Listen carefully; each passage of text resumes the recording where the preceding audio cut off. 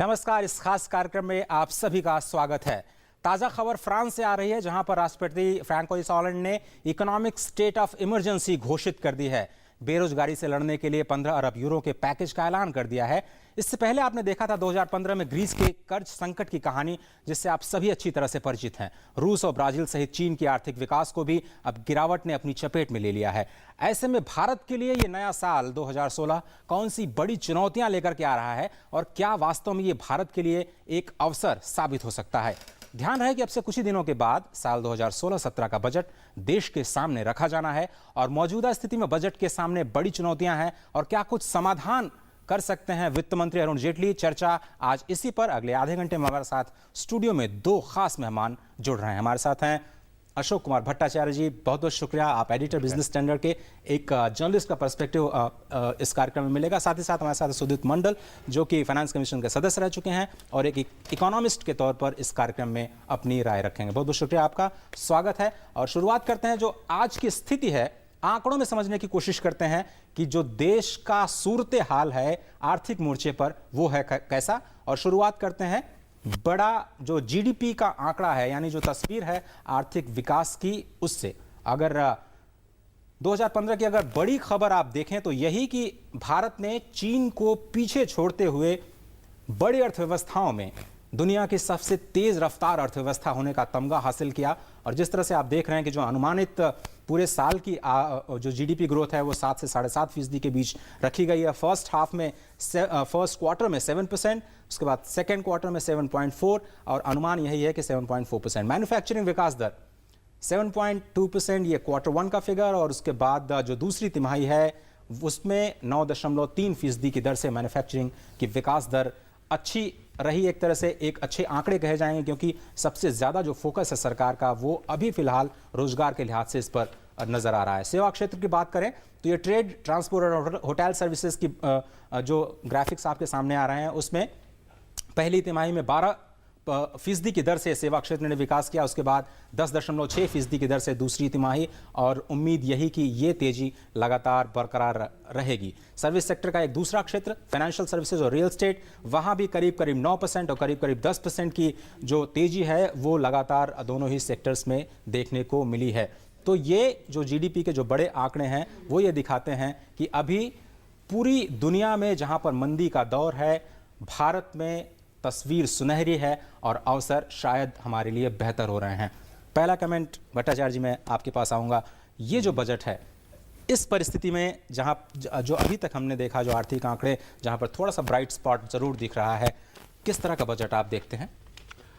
मेरे हिसाब से जो बजट का पहला चैलेंज होगा, आपने जो ग्रोथ की जो बात बताई आपने, उसमें 7.2% जो अगर पहली जो फर्स्ट हाफ का जो एवरेज देखते 7.2% है, पर जो उसके बाद जो आंकड़े जो आ रहे हैं हमारे सामने, उसमें काफ़ी इन्वेस्टमेंट के अगर तरफ देखें तो काफ़ी वीकनेसेस की सिग्नल्स आ रही हैं। तो मेरे ख्याल से इस बजट का अगर मैक्रो इकोनॉमिक जो ऑब्जेक्टिव जो होना चाहिए वो मेरे ख्याल से किस तरह से इन्वेस्टमेंट डिमांड को ग्रो किया जाए और किस तरह से इन्वेस्टमेंट का बढ़ाया जाए, क्योंकि जो प्राइवेट सेक्टर के पास मेरे ख्याल से जो बैंकिंग सेक्टर की जो अवस्था जो है वो बहुत ही वीक है और उसके पास रिसोर्सेज कम हैं। 8 लाख करोड़ का स्टिकी एसेट्स पड़े हैं। तो मेरे ख्याल से सरकार को ये देखना है किस तरह से एक पब्लिक इन्वेस्टमेंट का एक रैंप अप किया जाए। उसके करने के साथ साथ जो फिस्कल डेफिसिट जो है उसकी जो डेफिनेशन हमने दिया है, जो फिस्कल रिस्पॉन्सिबिलिटी का जो एक रोड मैप क्रिएट किया, उसको वायलेट ना किया जाए। चलिए, तो दो बड़ी बातें आपने कही कि एक तो जो इन्वेस्टमेंट है उसको कैसे बढ़ाया जाए, कैसे क्रिएट किया जाए डिमांड इन्वेस्टमेंट के लिए पूरी इकोनॉमी में, और कैसे जो वित्तीय अनुशासन है उसको भी बनाए रखा जाए। मंडल साहब, हाँ, वही सवाल मैं आपसे भी दोहराता हूँ। भट्टाचार्य साहब जो कहा, मैं एकदम एक मत हूँ इनके साथ कि ये बजट का सबसे बड़ा चैलेंज है कि इन्वेस्टमेंट साइकिल को कैसे रिवाइव किया जाए। अब प्राइवेट इन्वेस्टमेंट हो नहीं रहा है तो सरकार के पास एक ही हथियार है जो है पब्लिक इन्वेस्टमेंट। लेकिन ये पब्लिक इन्वेस्टमेंट बढ़ाना और ये फिस्कल डेफिसिट का टारगेट मेंटेन करना, ये बड़ा चैलेंज है। या तो कर बहुत बढ़ाना पड़ेगा या रेवेन्यू एक्सपेंडिचर और चीज़ों में काटना पड़ेगा। अब उसमें एक तो कैसे कहे वो तोहफा मिला है कि पेट्रोल का डीजल का जो दाम है वो काफी नीचे तो आ गया। उससे कुछ फायदा होता है, लेकिन फिर भी मेरे ख्याल से अभी कर जो मिल रहा है सरकार को उसमें कुछ डेफिसिट्स आ रहा है टारगेट से, तो ये दोनों मिलाना मेरे ख्याल से इनके लिए बहुत बड़ा चैलेंज है। मतलब एक तरफ पब्लिक इन्वेस्टमेंट बढ़ाना, दूसरे फिस्कल डेफिसिट। दोनों ही चीज कर रहे हैं, क्योंकि आप कह रहे हैं कि इन्वेस्टमेंट आ नहीं रहा है इसलिए सरकार को खर्च करना चाहिए और शायद करना पड़ेगा, लेकिन दूसरी तरफ आपको ये भी देखना है कि आपका घाटा बढ़ ना जाए, क्योंकि उसके जो दूसरे असर होते हैं। अब अगर जो दूसरे और पॉजिटिव फैक्टर्स अगर उन पर निगाह डालें तो जो एफडीआई है देश में वो काफ़ी बेहतरीन हुआ है। अगर बीते 17 महीनों की बात करें तो आंकड़े आ रहे हैं 35% के। जब से मेक इन इंडिया लॉन्च हुआ है तब से एफडीआई का जो इनफ्लो है वो 40% बढ़ चुका है देश में। अगले साल के लिए जो फ्यूचर का प्लान है या जो उम्मीदें हैं सरकार की वो शायद 40 से 45% के एफडीआई की हैं। अभी मैन्युफैक्चरिंग के डेटा आपके स्क्रीन पर दिखाई दे रहे हैं। अप्रैल, जून, अक्टूबर और नवंबर जो आईआईपी है उसमें थोड़ी सी गिरावट जो अभी देखी जा रही है, जो मैक्सवेल होता है वो बेस इफेक्ट की वजह से है या फिर उसकी वजह क्या है, लेकिन देखिए अप्रैल में थोड़ा सा बढ़ती है, जून में, अक्टूबर में पहुंचती है करीब 10% और फिर नीचे ये आती हुई दिखाई दे रही है। नेगेटिव जोन में 3% यानी गिरावट और मंदी के संकेत वहां पर दिखाई दे रहे हैं। तो एक तरह से मिला जुला जो स्वरूप है वो आईआईपी का दिख रहा है। भट्टाचार्य जी की ये एक बहुत बड़ा चैलेंज होगा, क्योंकि रोजगार इस सेक्टर को भी शायद वित्त मंत्री को काफी ज्यादा फोकस में रखना पड़ेगा और उसके लिए कुछ न कुछ देनी पड़ेगी। ज़रूर, जो आप जो आंकड़े दिखा रहे हैं वो औद्योगिक वृद्धि दर है, पर अगर आप औद्योगिक वृद्धि दर को अगर तोड़ के देखें उसमें आएगा मैन्युफैक्चरिंग सेक्टर, और मैन्युफैक्चरिंग सेक्टर की जो वृद्धि दर है वो वृद्धि नहीं हो रही है, उसमें अब हानि आ रही है। उसमें अब वो 4% नीचे आ गया वो इसी जो महीने का आपने दिखाया जो इस सेक्टर का। तो मुझे लगता है कि जॉब के लिए अगर आप जिस तरह से मैन्युफैक्चरिंग सेक्टर आपके जॉब्स देते हैं, तो मुझे लगता है कि जो रियल सेक्टर में जो एक वीकनेस आ गई है वो काफ़ी शंकाजनक है। और मुझे लगता है कि सरकार के पास जो ऑप्शंस हैं वो काफ़ी सीमित हैं, क्योंकि बोथ ट्रेड पॉलिसी और इंडस्ट्रियल पॉलिसी दोनों में ही मेरे ख्याल से जो ऑप्शंस हैं वो काफ़ी एग्जॉस्ट हो चुके हैं। तो और ग्लोबल जो एनवायरनमेंट है वो काफ़ी एडवर्स है जी।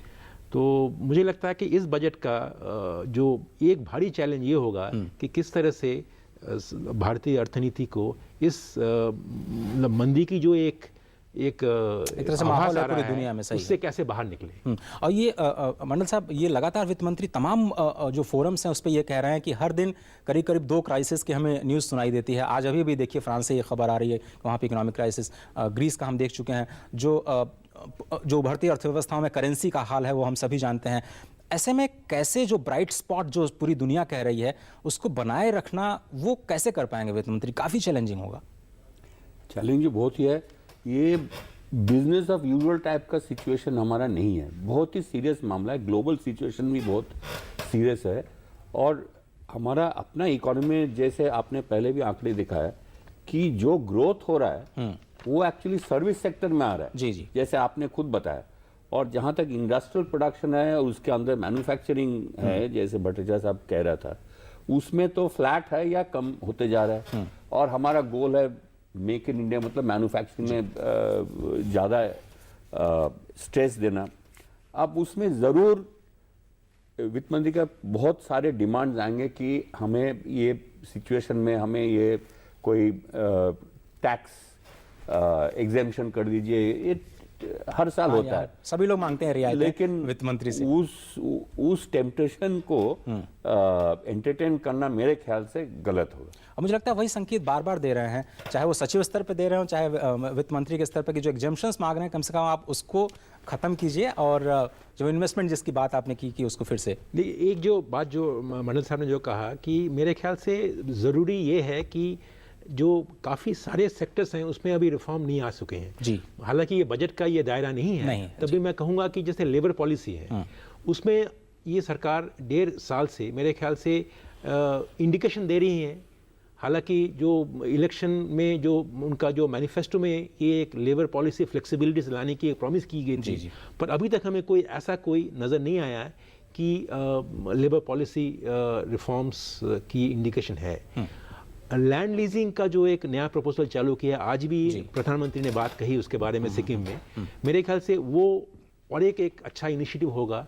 अगर इसको अगर बजट में, अगर इसका एक बजट का मतलब ये है कि पुश दे सकते हैं उसको, पुश दे सकते हैं, तो लेबर पॉलिसी रिफॉर्म को अगर पुश दे सकते हैं, अगर लैंड लीजिंग पॉलिसी को पुश दे सकते हैं, मेरे ख्याल से इकोनॉमिक ग्रोथ के जो एक ड्राइवर्स हैं इसमें मेरे शायद वो हेल्प कर सकें। तो लैंड रिफॉर्म्स और लेबर रिफॉर्म्स आपने कहा दोनों, land reform and this thing, and plus आपको ये देखना पड़ेगा कि जो कैपिटल गुड सेक्टर जो है उसमें आप 24% की डिक्लाइन हुई है इस नवंबर की बात कर रहे हैं हम, तो इसका मतलब इन्वेस्टमेंट डिमांड भी कम है। तो ये तो एक और जैसा कि आपने शुरू में कहा कि प्राइवेट सेक्टर भी अभी दबाव में है और बैंकिंग सेक्टर भी दबाव में है, इसलिए सरकार की चुनौती और भी ज़्यादा बढ़ जाती है। आगे बढ़ते हैं और देखते हैं कि क्या कुछ बड़ी चुनौतियां या फिर क्या कुछ अच्छी खबरें हैं। एफडीआई निवेश में उछाल, बीते 17 माह में 35% की बढ़ोतरी। अगर उसके आगे बढ़े हम तो जनवरी सितंबर में की अवधि में 18% की बढ़त जो है वो एफडीआई में देखी गई है। उसके अगर और भी आगे बढ़ते हैं, मेक इन इंडिया का लॉन्च किया गया, शायद उसके लिए भी इस बजट में कुछ और प्रावधान करने पड़ेंगे और उसके लिए पैसा कहाँ से आएगा, एक बड़ा प्रश्न और बड़ी चुनौती। 40 से 45% अगले साल बढ़ोतरी की जो संभावना है एफडीआई में, वो ज़रूर देखी जा रही है। और आगे भी हम अपने दर्शकों को ग्राफिक्स के जरिए बताते हैं कि क्या कुछ अभी स्थिति है कच्चे तेल में, जिसकी बात मंडल साहब ने कही कि शायद एक बहुत बड़ा तोहफा है सरकार के लिए कि जो ब्रेंट क्रूड ऑयल के भाव हैं वो आज की अगर बात करें तो वो करीब 20 माह के सबसे निचले स्तर पर पहुंच चुके हैं। $27 का जो भाव है वो दिखा है। महंगाई जो है वो अगर आप देखें तो जो सीपीआई जो इंडेक्स है, ये WPI जो इंडेक्स है वो एक तरह से नेगेटिव जोन में है। वो काफ़ी अच्छी, पूरे साल पहली बार शायद हुआ होगा कई सालों में कि पूरे साल ये नेगेटिव जोन में रही। और अगर थोड़ा सा अगर सीपीआई जो है वो 5 से 6% के बीच में नज़र आ रही है। तो महंगाई जो है उसके लिहाज से भी जो पूरा देश है वो ज़रूर देखता है वित्त मंत्री की तरफ से। खेतीबाड़ी की विकास दर काफ़ी चैलेंजिंग रही है, लगातार दूसरा साल जहां पर ऐसी स्थिति, मानसून की अच्छी स्थिति नहीं रही, केवल 2% पर हमारी जो अर्थव्यवस्था है खेतीबाड़ी की वो स्थिर नज़र आ रही है। खेतीबाड़ी के लिए क्या कुछ किया जाए, क्योंकि शायद एक बहुत बड़ा चैलेंज होगा भट्टाचार्य जी? हाँ, खेतीबाड़ी एक एग्रीकल्चर सेक्टर, हालांकि उसका शेयर इन द इकोनॉमी काफ़ी अब कम हो चुका है, पर अभी भी 2/3 जो लोग डिपेंडेंट हैं, और तो एग्रीकल्चर में काफ़ी उनका फोकस चाहिए। पर मेरे ख्याल से एग्रीकल्चर में एक बहुत बड़ी चीज़, अगर टेनेंसी लॉज जो हैं उसको अगर कुछ रिलैक्स किया जाए, मेरे ख्याल से इसमें काफ़ी थोड़ा बहुत जो फ्रैगमेंटेशन जो हो रहा है लैंड में और एग्रीकल्चर काफ़ी अनइकोनॉमिक हो गई है, तो मेरे ख्याल से काफ़ी टेनेंसी लॉस को अगर इम्प्रूव किया जाए। आप एक ऑर्गेनाइज्ड फार्मिंग की तरफ संकेत कर रहे हैं, उसको ऑर्गेनाइज्ड फार्मिंग, कॉर्पोरेट सेक्टर को अगर किस तरह से बुलाया जाए विद सेफगार्ड्स, तो मेरे ख्याल से एग्रीकल्चर में कुछ हो सकता है। पर उससे ज़्यादा मेरे ख्याल से बुनियादी चीज़ें चाहिए, आपको इरिगेशन की फैसिलिटीज़ चाहिए ठीक तरह से, और जो स्पेसिफिक सेक्टर्स जैसे अगर आप इन्फ्लेशन की बात कर रहे थे, आप अगर इन्फ्लेशन में आप देखेंगे कि जो इन्फ्लेशन ज़्यादातर बढ़ रही है फूड इन्फ्लेशन से। नाउ सीपीआई में आप देखेंगे पल्सेस का प्राइसेस 45% बढ़ गए हैं। तो और ये तो बात साफ है कि अगर पल्सेस को अगर मिशन की तरफ देखें आप, तो हम 20 साल हो गए हैं, कोई हम पल्सेस के दाम अभी हम घटा नहीं सके, और इकोनॉमिक जो वेलबींग जो है वो बढ़ती जा रही है, तो पल्सेस के डिमांड बढ़ रहे हैं। तो मेरे ख्याल से एक मिशन अप्रोच चाहिए एग्रीकल्चर के लिए, जिससे कि हम शायद एग्रीकल्चर की ग्रोथ की ओर बढ़ सकें। मंडल जी, आपको लगता है कि ये जो एग्रीकल्चर और रूरल डेवलपमेंट है वो एक बड़ा फोकस सेक्टर होगा, और जिस तरह से चैलेंजेस की बात कर रहे हैं वित्त मंत्री को ज़्यादा ध्यान देना होगा? देखिए, ध्यान तो जरूर देना चाहिए, लेकिन ये बजट जो है ये एक शॉर्ट टर्म इंस्ट्रूमेंट है, 1 साल का बजट होता है। एग्रीकल्चर में चेंजेस लाना, इरिगेशन बढ़ाना या पल्सेस का टेक्निक, ये मीडियम टू लॉन्ग टर्म का प्रॉब्लम है। लेकिन पहला 1-2 कदम जरूर ले सकते हैं, और ये बजट में नहीं ले सकता, लेकिन बजट में कुछ अनाउंसमेंट्स जरूर वित्त मंत्री कर सकते हैं। इसमें एक चीज़ मैं आपको ध्यान देना चाहता हूँ भट्टाचार्य बोल रहे थे रिफॉर्म्स अभी काफ़ी होने वाले हैं, हमें टैक्स ऑफ देना जरूरी नहीं है, लैंड रिफॉर्म, लेबर रिफॉर्म, फिर बाद में टेनेंसी की बात, ये सारे लेकिन यूनियन गवर्नमेंट का कॉन्स्टिट्यूशनल उसमें नहीं है, ये सब स्टेट गवर्नमेंट का सब्जेक्ट है। तो इसलिए मेरे ख्याल से एक अगर सिग्नल दिया जाए, model law of not only that but also ये कोऑपरेटिव फेडरलिज्म की बात होता है, उसको कोई सब्सटेंस दिया जाए, क्योंकि ये स्टेट्स को एक साथ लेके चलना पड़ेगा। सिर्फ यूनियन गवर्नमेंट से ये रिफॉर्म अब हो नहीं सकता है, क्योंकि ये सारे सब्जेक्ट स्टेट गवर्नमेंट के पास है। केंद्र का बजट नहीं, पूरे देश का बजट है। देश में 30 राज्य हैं, तो उनको भी एक तरह से सामने आना होगा। काफ़ी कुछ चैलेंजेस हैं। चैलेंजेस की अगर बात की जाए तो वित्त मंत्री के सामने ये भी चैलेंज है कि जो उन्होंने वायदा किया है 7वां वेतन आयोग, जिसकी शायद अब जरूरत होगी कि उसके लिए पैसा कहां से इकट्ठा किया जाए, शायद सोचना शुरू कर दिया होगा वित्त मंत्री ने। 1 रैंक 1 पेंशन, इसका भी वायदा वित्त मंत्री ने किया है, वो भी एक चुनौती के रूप में इस बजट में सामने आ सकता है कि क्या कुछ व्यवस्था जो फंड की है वो वित्त मंत्री करेंगे तो कहां से करेंगे। दूसरे अगर जो चैलेंजेस हैं, अगर फ्लैगशिप की बात की जाए, जो फ्लैगशिप योजनाएं हैं उनके लिए पैसा कहां से आएगा, क्योंकि मेक इन इंडिया की बात तो हो रही है, लेकिन अगर वहां पे इन्वेस्टमेंट बढ़ाना है तो कुछ जो इकोसिस्टम है उस पर निवेश करना होगा, डिजिटल इंडिया के इकोसिस्टम पर निवेश करना होगा। स्टार्टअप इंडिया जो अभी भी लॉन्च किया गया है बीते हफ्ते, उसके इकोसिस्टम पर एक तरह से प्रावधान भी इस बार किया गया 10,000 करोड़ रुपए का, शायद उसकी व्यवस्था इस बजट में कुछ की जाए, उसके सभी को इंतजार है।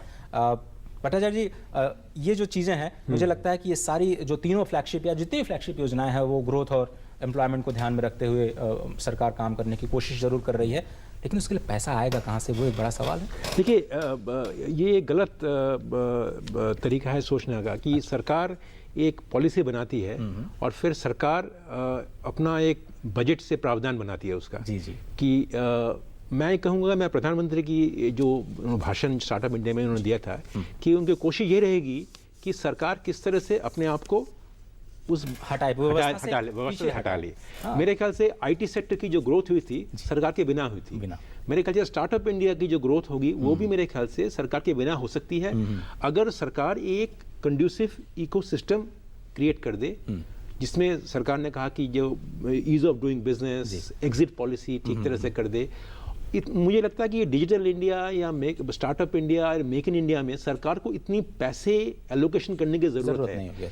इनको एक पॉलिसी एनवायरनमेंट क्रिएट करने की जरूरत है, जिससे कि लेबर पॉलिसी, एग्जिट पॉलिसी, जिससे जो प्रधानमंत्री ने जो बात की एग्जिट पॉलिसी की, तो ये तो बहुत अच्छी बात है कि आई थिंक 20-25 साल के बाद, रिफॉर्म के बाद हम पहली बार ये सुन रहे हैं कि एक सरकार एग्जिट पॉलिसी की बात पब्लिक फोरम में कर रही है। तो ये एक बहुत बड़ा एक संदेश है, सिग्नल है। और जैसे मंडल साहब ने कहा था कि ये जो पॉलिसीज जो हैं ये स्टेट लेवल में इम्प्लीमेंट होनी चाहिए, ये सेंटर की बात नहीं है सिर्फ। जी मंडल साहब, आप क्या कहेंगे कि ये सर ने कहा कि डायरेक्ट इन्वेस्टमेंट की ज़रूरत नहीं है, एक एनेबलिंग पॉलिसी की ज़रूरत है, फिर भी आपको लगता है कि ये जो फ्लैगशिप योजनाएं हैं वो डायरेक्शन दे पाएगी, जिसकी कोशिश लगातार बीते 17-18 महीने से सरकार कर रही है?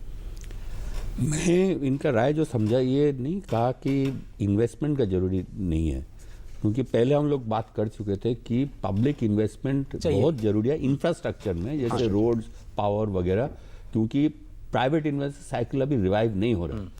तो दोनों तरफ चलना चाहिए। एक तरफ तो एक साइड में रिफॉर्म में ध्यान देना, जिसके लिए स्टेट्स के साथ साथ चलना पड़ेगा, लेकिन मेरे ख्याल से उसके साथ ये करंट रेवेन्यू एक्सपेंस जो हम कहते हैं उसको थोड़ा कम करके, अभी कर बढ़ाने का जितना भी हो सकते वो करके, नॉन टैक्स रेवेन्यू भी बढ़ा के, और ध्यान देना चाहिए कि कैपिटल पब्लिक इन्वेस्टमेंट इंफ्रास्ट्रक्चर में, उसमें मेरे ख्याल ध्यान, कि उससे बड़ा इम्पैक्ट पड़ता प्राइवेट इन्वेस्ट में भी।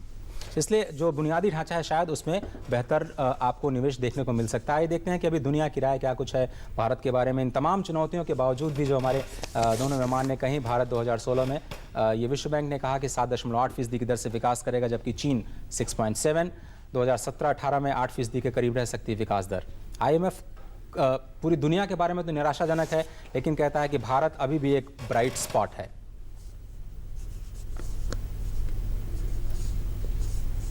फिच इंडिया रेटिंग्स, भारत में सुधारों की वजह से कारोबार के माहौल और शासन के मानकों में लगातार सुधार हो रहा है, लेकिन जिसकी बात मंडल साहब ने कही, बुनियादी ढांचे को लेकर चिंताएं रातों रात, मतलब तुरंत खत्म होने वाली नहीं है।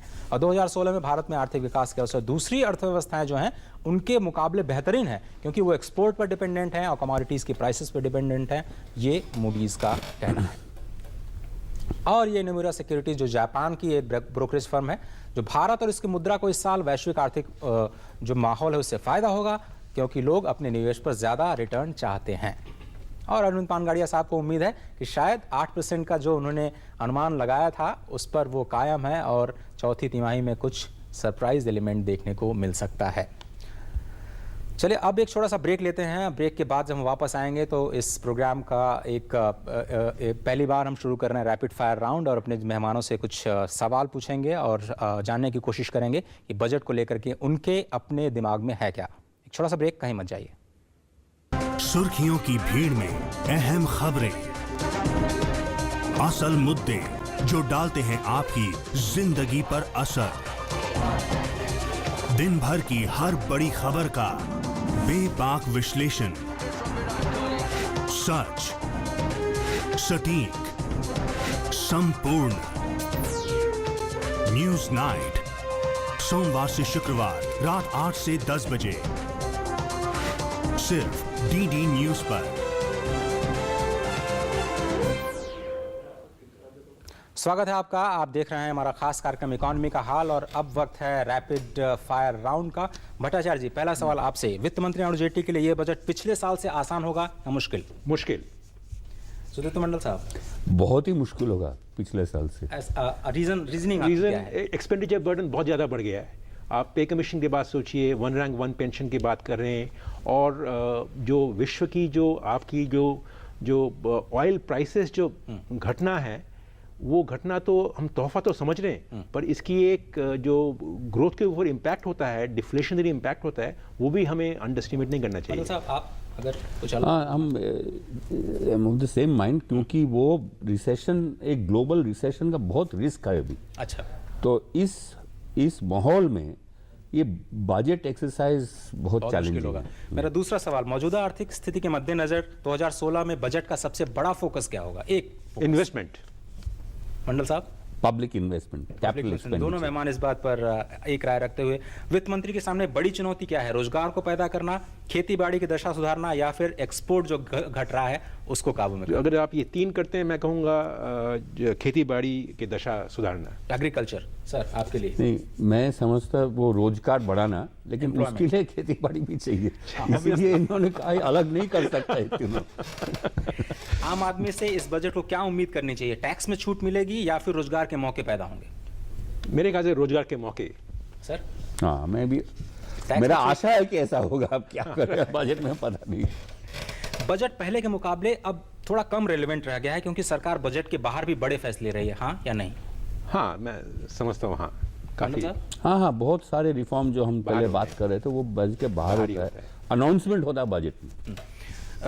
भट्टाचार्य जी, आपके लिए ज्यादा अहम क्या है? वित्तीय घाटे को काबू में रखना या फिर योजनाओं के लिए फंड की व्यवस्था करना? दोनों। मंडल साहब? फंड का व्यवस्था करना मेरे ख्याल से इम्पोर्टेंट है, लेकिन दोनों इम्पोर्टेंट है। मिस कर दें तो भी आप किसको ज्यादा? हाँ, मैं क्योंकि ये माहौल जो है इसमें वो फंड का व्यवस्था करना मेरे ख्याल ज्यादा से इम्पोर्टेंट है। ठीक है, एजुकेशन, हेल्थ या इंफ्रास्ट्रक्चर, कहाँ पैसा ज्यादा खर्च करेंगे फाइनेंस मिनिस्टर? बुनियादी इंफ्रास्ट्रक्चर, उसके बाद हेल्थ। इंफ्रास्ट्रक्चर, उसके बाद हेल्थ। सर, तीन ऑप्शंस में कहाँ पर ज्यादा पैसा खर्च होगा? आपका सवाल है कहाँ खर्चा होगा? हाँ। ये नहीं कि कहाँ होना चाहिए। नहीं होगा, मैं होगा इंफ्रास्ट्रक्चर, प्रेडिक्ट करने की बात कर रहा हूँ। इंफ्रास्ट्रक्चर में बजट में वित्त मंत्री कितने फीसदी की विकास दर की योजना बनाएंगे? प्रोजेक्शन क्या होगा ग्रोथ रेट को लेकर, क्योंकि सारे आंकड़े उसी के आसपास घूमेंगे। 7%। 7%। मंडल साहब, इकोनॉमिस्ट? हो सकता है 7%, फ्रैंकली हम इतना गारंटी नहीं क्या करेगा, लेकिन नॉमिनल जो होगा वो मेरे ख्याल से 13-14%, क्योंकि बजट जो बनता है ना वो नॉमिनल के बेसिस पे बनता है। रियल ग्रोथ एक है, उसके साथ इन्फ्लेशन जोड़ के नॉमिनल ग्रोथ होता है, और हमारा बजट का नंबर्स जो है वो उसके साथ जुड़ा हुआ है। लगता है कि मैं भट्टाचार्य जी को पहला मौका दे रहा हूं, इसलिए शायद अब मैं आपको मौका दे रहा हूं इसमें कि वित्त मंत्री के लिए बड़ा तोहफा क्या है? जो क्रूड ऑयल की प्राइसेस गिर रही हैं वो, या फिर जो मैन्युफैक्चरिंग में ग्रीन शूट्स दिखाई दे रहे हैं वो? नहीं, ये जो प्राइसेस, ऑयल प्राइस गिरा है, क्योंकि मैन्युफैक्चरिंग का ग्रीन शूट्स जो आप बोल रहे हैं वो अभी भी बहुत ही मतलब ज्यादा green food ज्यादा है। खुश किस वित्त मंत्री किस बात को लेकर के हो रहे होंगे, मैन्युफैक्चरिंग को तेल, लेके तेल या फिर के क्रूड बाद, ऑयल? तेल, क्रूड तेल। ऑयल, ठीक है। और सबसे अंत में सुदेतु जी, आज की आर्थिक परिस्थिति के मद्देनजर वो 3 चीजें जो आप वित्त मंत्री से चाहते हैं। एक तो वो इन्वेस्टमेंट साइकिल रिवाइव करने के लिए पब्लिक इन्वेस्टमेंट, 2 कि ये टैक्स कंसेशंस का जो टेम्पलेट वो ना करे। अच्छा, ये दोनों के साथ साथ अगर वो बजट का जो टारगेट है डेफिसिट उसको मीट करे तो ये अच्छा रहेगा। तो फिस्कल डिसिप्लिन, आप इन्वेस्टमेंट बढ़ाना और ये टैक्स कंसेशंस concession का जो है वो ज्यादा जो लोभ जो है वो छोड़ दें, हटा जाए। Fiscal deficit reduction number 1, subsidies reform number 2, number 3 privatisation.